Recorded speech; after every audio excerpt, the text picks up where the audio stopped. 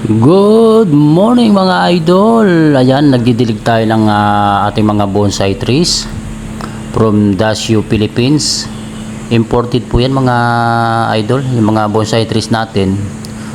Originally from Japan. Yan, first branch ng Dasio, Philippines yan dito sa sa bansa natin.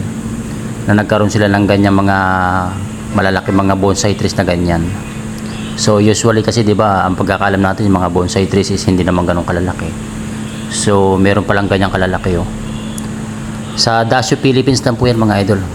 Pagka gusto niyo i-search Dasio Philippines, kahit sa Facebook meron din po at sa Google. Yan. Marami po kayo makikita mga details po doon. At ayan katuwang ko diyan yung asawa ko. Yan, hinihila niya yung hose. Bali kami dalawa yung nagme-maintain niya, nag-aalaga mga idol. Noong nursery na yan dyan sa Tanawan, Batangas, yung maliit na inupahan ni Dasio na nursery.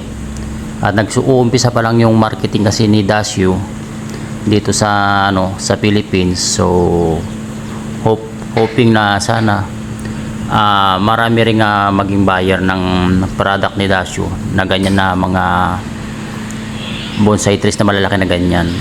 So ang ganda niyan mga idol, lalo kung mailalagay 'di ba sa mga harap ng mga hotel, mga first class na hotel, or kung sa mga business establishment, o kung meron kang ipapa-landscape na 'di ba, na area, tapos gusto mo ganyan yung yung setup.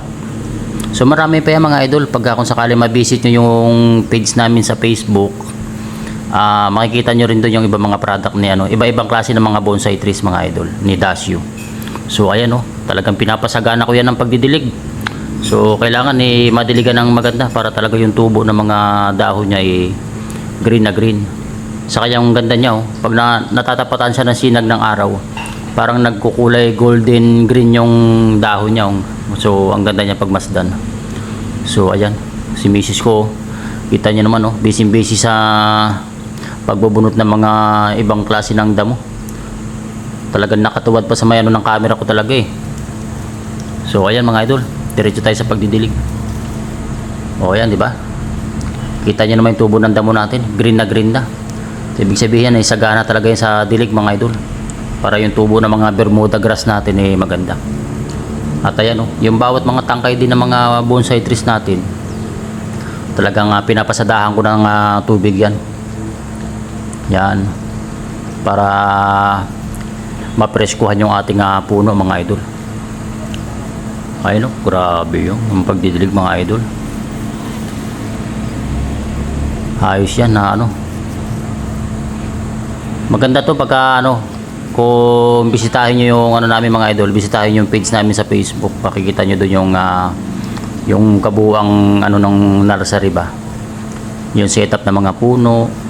Lalo kung sa mga bahay nyo na gusto nyo maglagay ng mga ganyang puno, ang ganda niyan mga idol.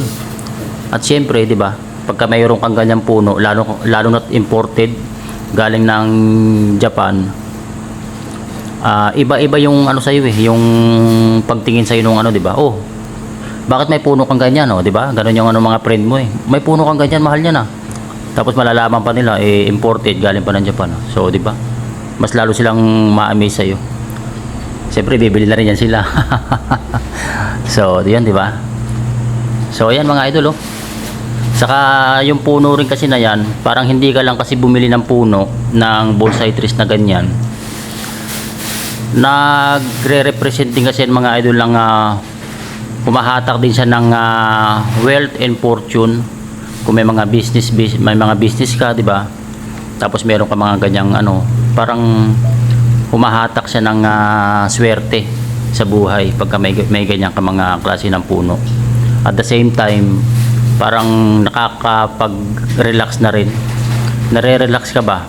Kasi siyempre sa ganda ng mga ng puno na yan, tapos meron ka lang dyang relaxing sound, tapos magtatambay-tambay ka dyan. So parang magkakaroon ka na ba ng parang peace of mind, di ba? So parang ganyan yung ng puno na yan. Hindi ka lang basta bumili ng puno Pag na-display mo kasi sa bahay mo yan, parang iba yung dating eh. Samahan mo pa ng background music mo niya, ano, 'di ba? Kung meron ka lang Bluetooth speaker, magpatugtog ka ng mga relaxing sound habang nandiyan ka sa garden mo.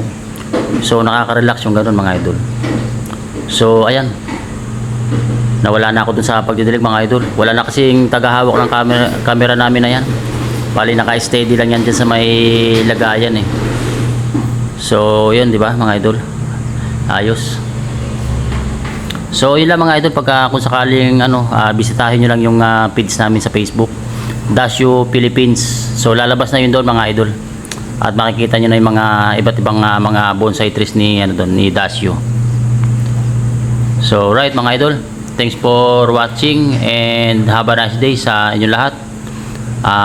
God bless you sa inyo lahat and always safe lang mga idol kung ano may mga ginagawa natin. Right?